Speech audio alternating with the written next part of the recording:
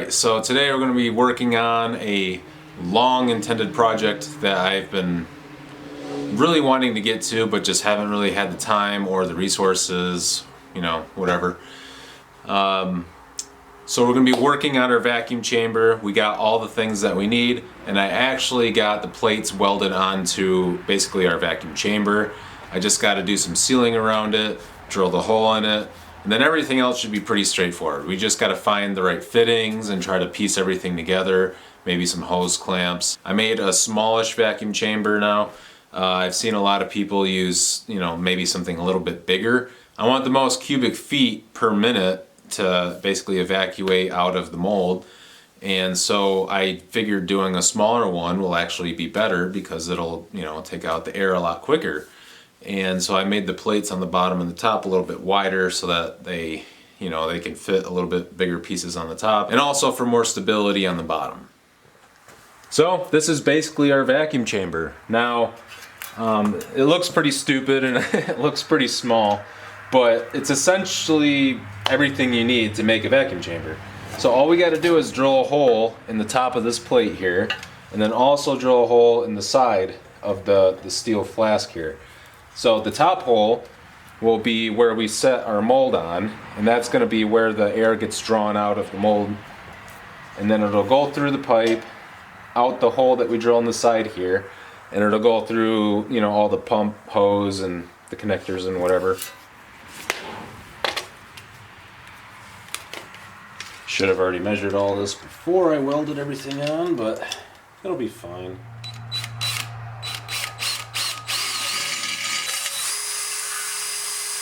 Get some WD and put this on low power mode.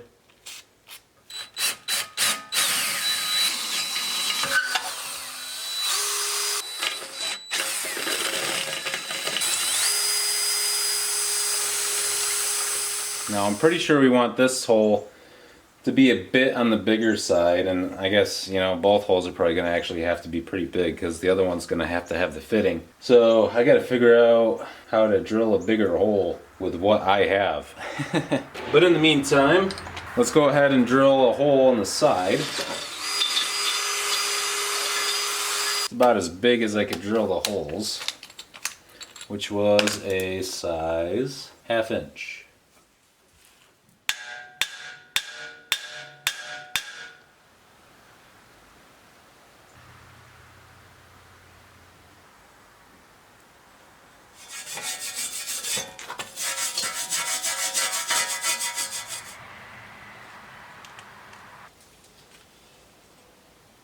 Okay, so we got all the sealing done. Here is our hose, and so what we got to do now is I got to get a hose clamp on here, fit it on there, clamp it off, and then cut a piece, which will then attach to this end to a valve, which is made of PVC, but it should be fine because the only time it would really be an issue is if a bunch of molten metal got in here. And if a bunch of molten metal did get in here, it would burn away at the PVC, which is actually probably better because we don't want it to get into our vacuum pump.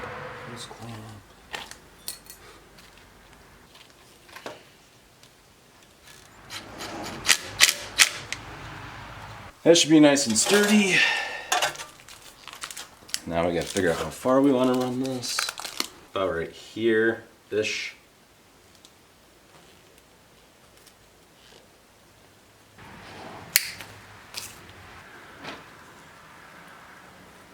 Which will connect to this. What are you doing, Kingston? Oh.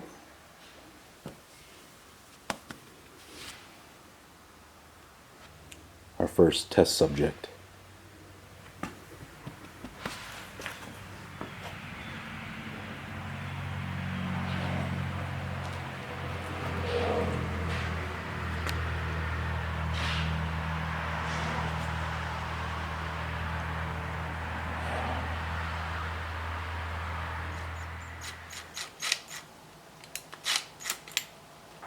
More piece for the pump.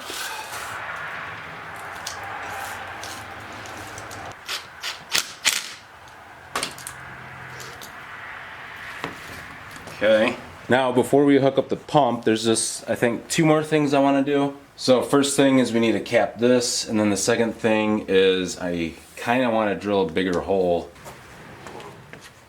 Okay, this is the best I could come up with, but this will work.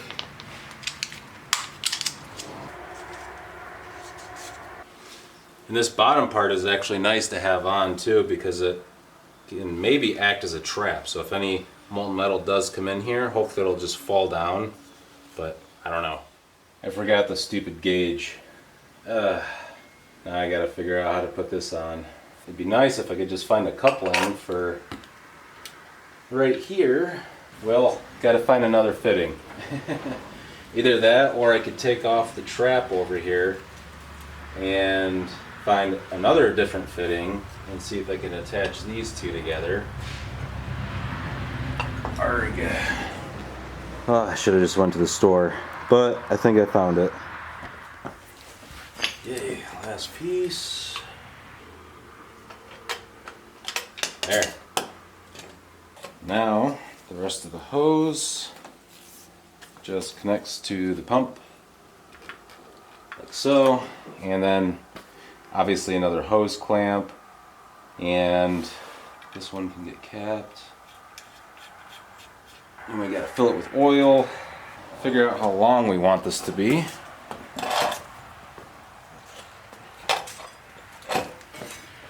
Probably about like right here, I think would be good enough.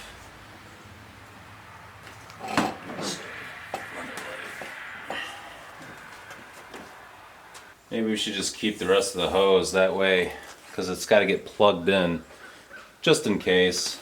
Yeah, I think that's what we'll do. Where the heck did it go? What are you doing, Kingston?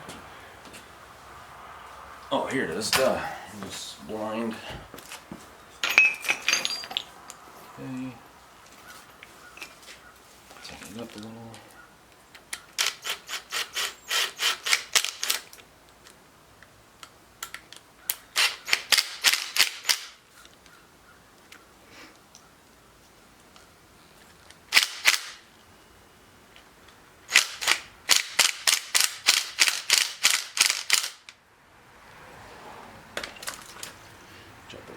Jump.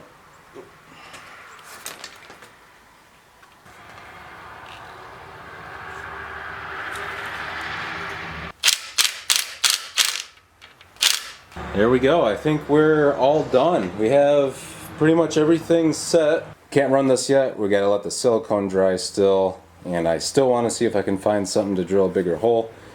But if I can't, then we're gonna try this out and see how this works. But I think either way, this is pretty much good enough. Put in our oil.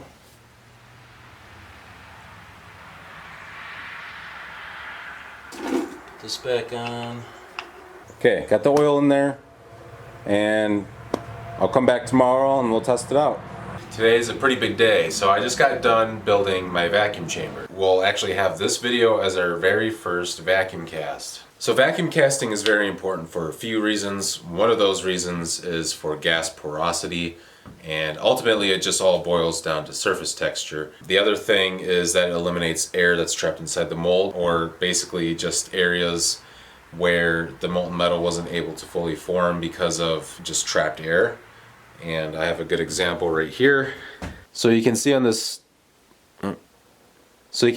Freddy Krueger that I cast that some of the fingers didn't turn out, and also the blades didn't turn out. These blades that I have here were actually just ones that I soldered onto his hand, that they didn't actually form. And so not only did some of the fingers not form, but also none of the blades turned out. And that's a pretty big deal. So anything with basically that thinness of like the fingers or anything smaller than that will most likely not turn out, unless it's like a direct pour into that area. If it's anything like this, where it's kind of like it has to go up the arm, into the fingers, and then the blades, it's just probably not going to turn out. And I actually expected that to be the case before I even cast these, but I wanted to test it just to see how far I could go with what I have in my resources. And then once I saw that, you know, okay, well that's the limit of my casting, I'm like, well, it's time to make an upgrade. For these guys here, I got two separate spruing systems.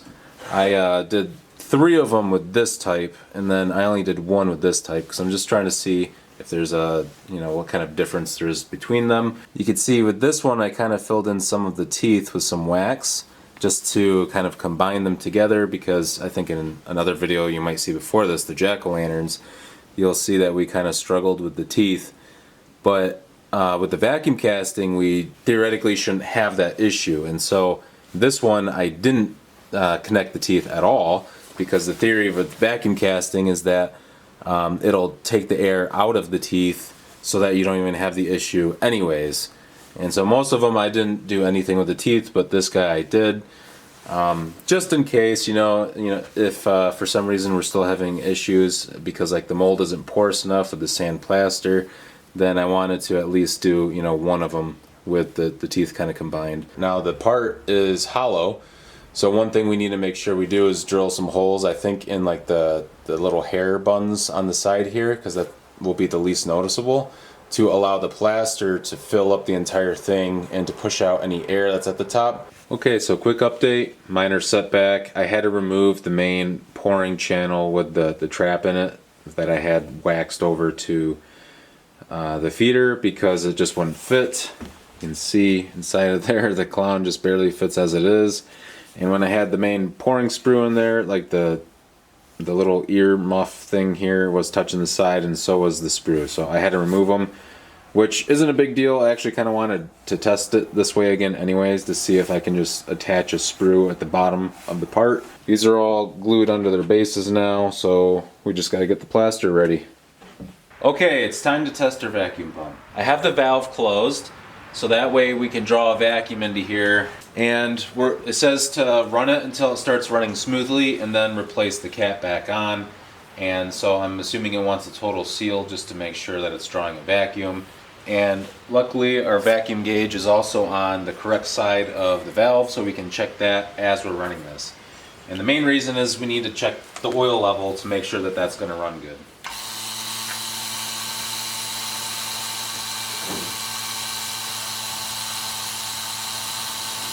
Sounds like it's running smooth.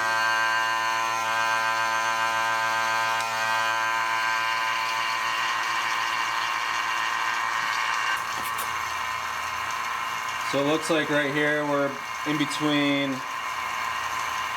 minus 50 and minus 100, so it's about minus 60 kilopascals. I don't hear any leaks or anything, so that's good. Okay, let's open up the valve.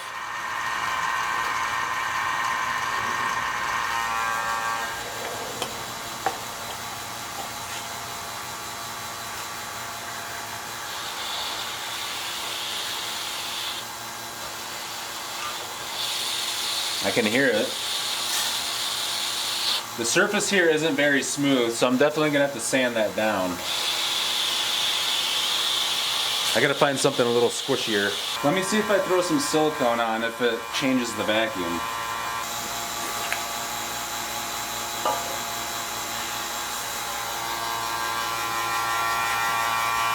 Yep, that's right around that minus 60.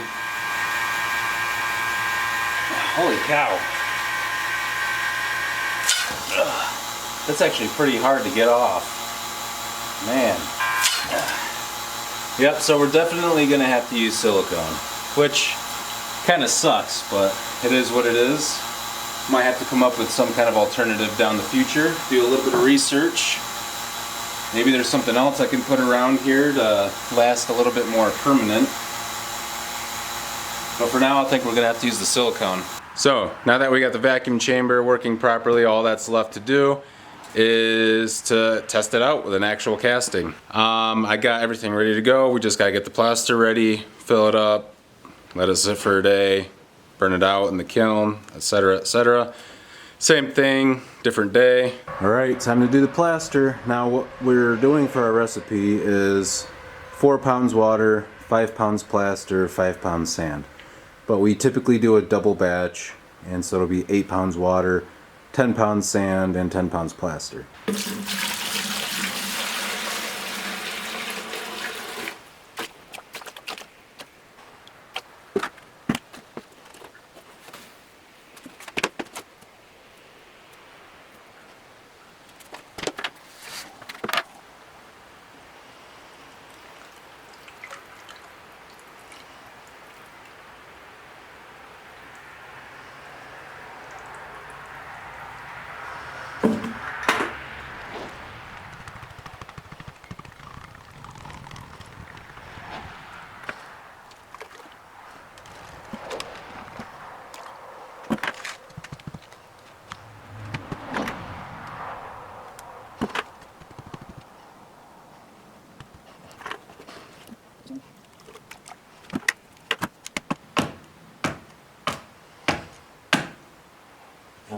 That's not good. That guy just broke off the freaking screw. We kind of just gotta hope that he stays there. Damn it. You gotta hold him down with something. These ones have been a pain in the ass with the wax the whole time. I don't understand why. It's like the wax doesn't want to stick to these ones. Guess I just gotta kind of hold it there until it stops moving. Okay, I think it should stay there now.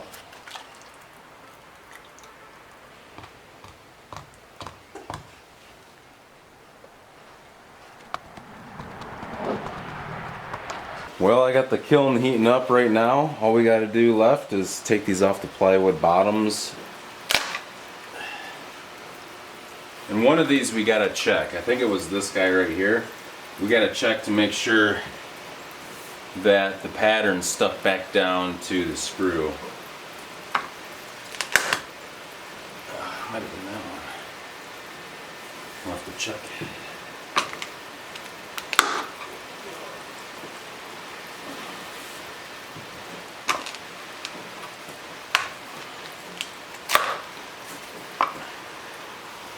Definitely wasn't that one. Alright, let me grab the torch.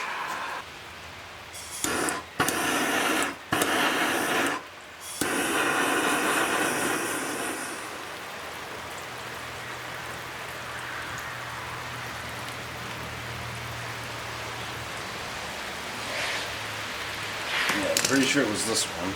And it does look like it reconnected. I think we're good. Unless the problem is the actual part itself separated from the wax part and not the actual, like the wax part separated from the screw. In which case, I'm not going to be able to tell.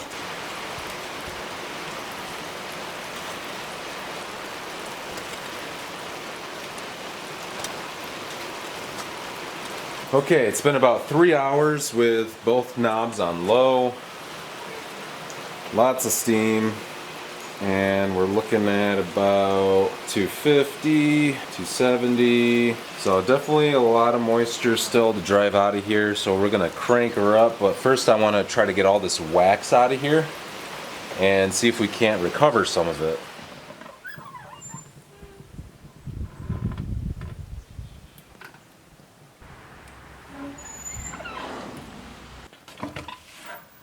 Oof. Okay, so while that's cooling off, it's still around 1,000 degrees, so it's gonna take a little while for it to get down. We're gonna start getting our melting done. I got my vacuum set up right here. So I buried it a little bit in sand just to keep it from like moving around, make it a little bit more stable. And we'll put our mold right there on the top, and then, well, we gotta put some silicone on first. Put the mold on top, we'll draw the vacuum with, I think I'm gonna have the valve closed, and then when I actually take the crucible out, I'll bring it over, open up the valve, and then it should have a good vacuum in there. So I got my crucible all loaded up right here. So got a whole bunch of stuff in there. I didn't pack it real tight, it's just kind of thrown in there, so if it does expand, it's got a little bit of play. Got a whole bunch more here to melt. A little bit left in there.